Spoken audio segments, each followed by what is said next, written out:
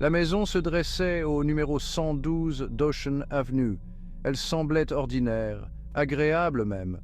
Avec ses volets blancs et son jardin bien entretenu, elle attirait les regards des passants.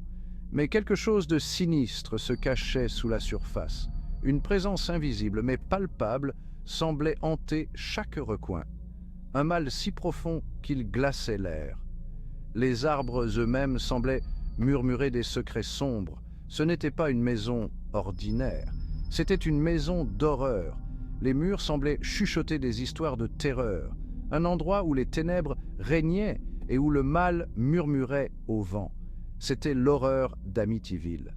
Les nuits étoilées ne faisaient qu'accentuer l'atmosphère sinistre.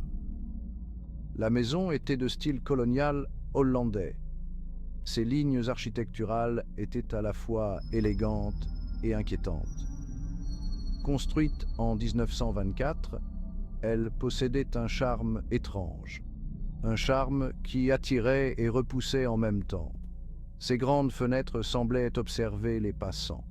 Comme des yeux perçants, elles suivaient chaque mouvement. La maison se dressait sur une pelouse bien entretenue, et pourtant un sentiment de malaise persistait. Le contraste entre l'extérieur soigné et l'atmosphère oppressante était troublant.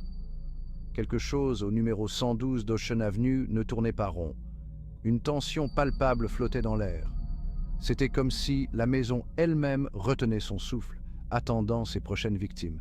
Chaque craquement, chaque ombre semblait annoncer une nouvelle horreur.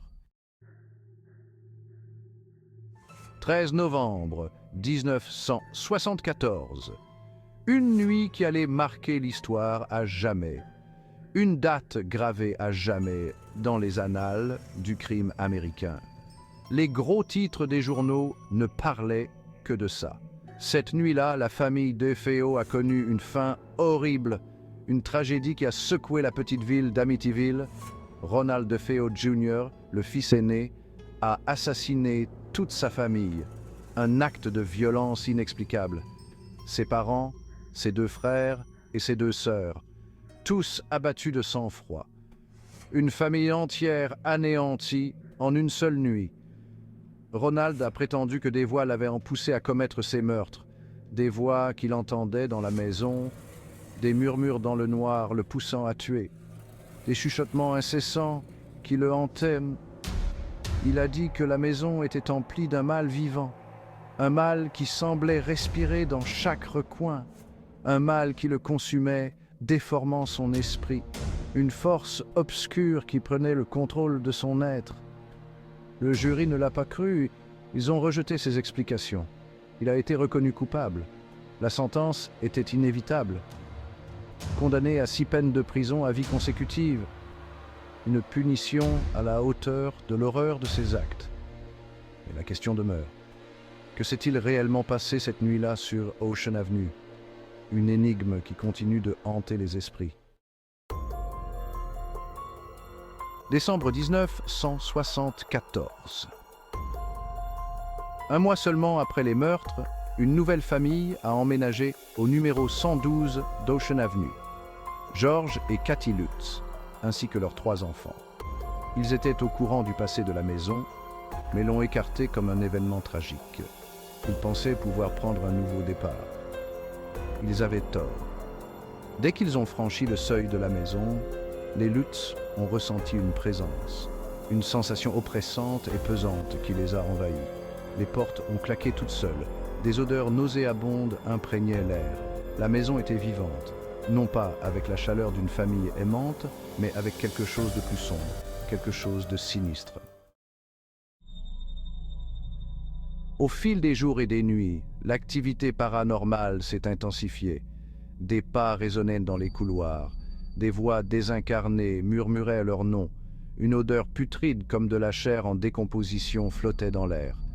Les enfants se plaignaient d'une présence dans leur chambre. Une silhouette démoniaque aux yeux rouges luisants. Des points froids sont apparus dans toute la maison, des zones où la température chutait, leur donnant des frissons dans le dos. Le chien de la famille refusait d'entrer dans certaines pièces, gémissant devant des forces invisibles. La famille Lutz vivait un cauchemar, piégés dans une maison qui semblait se nourrir de leur peur. Section 5. L'entité dans l'ombre. Une présence démoniaque. La famille a commencé à soupçonner une présence démoniaque. Quelque chose de maléfique, quelque chose de puissant. Elle ciblait chaque membre de la famille, exploitant leurs faiblesses. George est devenu renfermé, sujet à des accès de colère. Cathy a eu des visions des meurtres. Les enfants, autrefois pleins de vie, étaient désormais renfermés et terrifiés. Une nuit, Cathy s'est réveillée en lévitation au-dessus de son lit. Maintenue en l'air par une force invisible, elle a crié. George s'est précipité pour être projeté à travers la pièce par une entité invisible. La famille était attaquée. Leur maison de rêve était devenue une prison. Un champ de bataille entre le bien et le mal. Section 6. George Lutz, un homme possédé. Alors que l'activité paranormale s'intensifiait, George Lutz a subi une transformation terrifiante. Il est devenu obsédé par la maison, passant des heures au sous-sol, marmonnant tout seul. Son comportement autrefois aimant a disparu, remplacé par un regard froid et distant. Il a commencé à ressembler à Ronald DeFeo Jr., l'homme qui avait assassiné sa famille de sang-froid. L'apparence physique de George a changé. Il a perdu du poids. Ses yeux sont devenus injectés de sang. Il a développé une obsession malsaine pour les haches, la même arme que Ronald avait utilisée sur sa famille. George était-il possédé par le même mal qui avait poussé Ronald au meurtre? Section 7. Fuite dans la terreur. La fuite de la famille Lutz. Après 28 jours terrifiants, la famille Lutz a atteint son point de rupture, incapable de continuer. Ils ne pouvaient plus supporter les horreurs du 112 Ocean Avenue, une maison maudite. Rassemblant le peu d'affaires qu'ils pouvaient, ils ont fui la maison au milieu de la nuit, terrifiés. Ils ont laissé derrière eux leurs meubles, leurs vêtements, leurs biens précieux. Ils ont tout laissé, désespérés d'échapper aux griffes du mal qui hantait la maison, sans regarder en arrière. Ils ont juré de ne jamais revenir, même dans leurs cauchemars. La maison avait fait des ravages, laissant des cicatrices invisibles, les laissant émotionnellement marqués, à jamais changés par leur expérience terrifiante. Section 8. Enquête et doute. La recherche de la vérité. La quête pour comprendre ce qui s'est réellement passé. L'histoire de la famille Lutz a provoqué une onde de choc à travers le pays. Les médias en ont fait leur gros titre. Leur histoire était-elle vraie? Les gens se posaient des questions. Avaient-ils réellement été confrontés à une activité paranormale? Les témoignages étaient troublants. Ou était-ce une mise en scène? Certains pensaient que tout cela n'était qu'un spectacle. Des enquêteurs du paranormal ont afflué au 112 Ocean Avenue, espérant découvrir la vérité derrière l'horreur d'Amityville.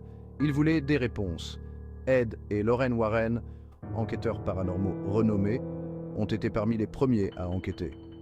Leur réputation les précédait. Ils ont affirmé avoir rencontré de puissantes forces démoniaques à l'intérieur de la maison. Leur expérience était terrifiante. Leurs conclusions ont ajouté de la crédibilité aux affirmations de la famille Lutz. Les preuves semblaient convaincantes, mais le scepticisme est resté. Beaucoup doutaient encore. Beaucoup pensaient que la famille Lutz avait inventé son histoire pour la gloire et la fortune. Les débats continuaient. Section 9. L'ombre persistante d'Amityville, une ville hantée. Malgré la controverse, la légende de l'horreur d'Amityville a persisté.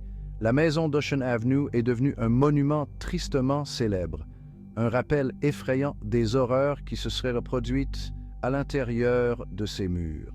La ville d'Amityville, autrefois une communauté tranquille, est devenue synonyme de paranormal. Les touristes ont afflué vers la ville, espérant apercevoir la célèbre maison. Certains ont prétendu ressentir un sentiment de malaise. D'autres ont rapporté avoir vu des lumières étranges et entendu des voix désincarnées. L'horreur d'Amityville a laissé une marque indélébile sur la ville. une ombre qui a persisté longtemps après la fuite de la famille Lutz. Section 10. L'horreur d'Amityville. Réalité ou fiction? À ce jour, le mystère de l'horreur d'Amityville reste entier. L'histoire de la famille Lutz était-elle vraie? Ou était-ce un canular élaboré? Le débat fait rage, alimenté par des témoignages oculaires, des enquêtes paranormales et des preuves contradictoires. La maison du 112 Ocean Avenue a été vendue et revendue, chaque nouveau propriétaire ajoutant son propre chapitre à la sombre histoire de la maison. La vérité, comme les esprits qui entrèrent de la maison, reste insaisissable. L'horreur d'Amityville continue de captiver et de terrifier, un rappel effrayant que certains mystères sont mieux gardés secrets.